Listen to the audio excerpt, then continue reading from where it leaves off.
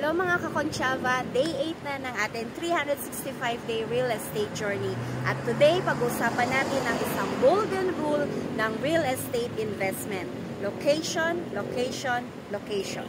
Bakit nga ba sobrang importante ng location sa real estate?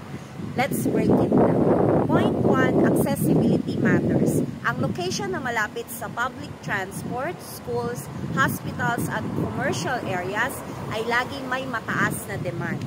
I-check po natin kung malapit ang property sa highways, MRT o bus terminals. Kahit gaano kaganda ang bahay, kung mahirap puntahan, mahihirapan kang maghanap ng buyer o ng tenant. Point 2, future development potential. Hindi lang kung ano ang meron ngayon ang mahalaga, kundi kung ano ang paparating sa lugar. Ang bagong mall, infrastructure project o business hub ay pwedeng magpalaki ng value ng property mo. Extra tip, i-research po ang government plans and private development sa area.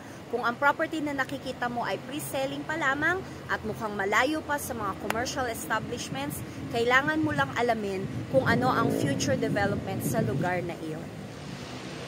Ang isang kagandahan ng pre-selling ay mas mura at affordable pa po ito. Unlike kung meron na agad na establishments na malapit, syempre mas mahal na po ang presyo. Kaya marunong ka rin po dapat tumimbang ng location, lalo na kung ang budget mo ay medyo maliit.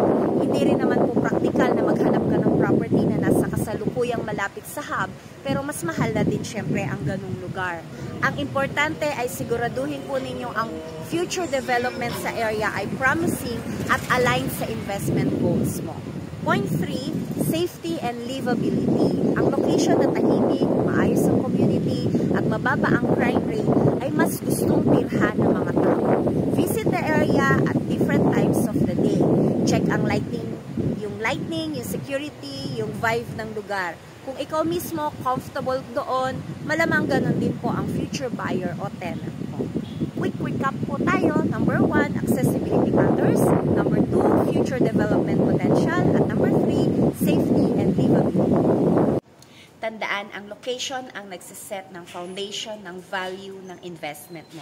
Kaya bago ka bumili, siguraduhin strategic ang pinili mong lugar. This is Natalie Concha of VS Concha Realty. Bukas po pag-usapan natin ang next topic, why master planned communities are the future of real estate. Don't forget to like, share, and follow for more tips. Laging tandaan, real estate is for everyone. Let's learn together.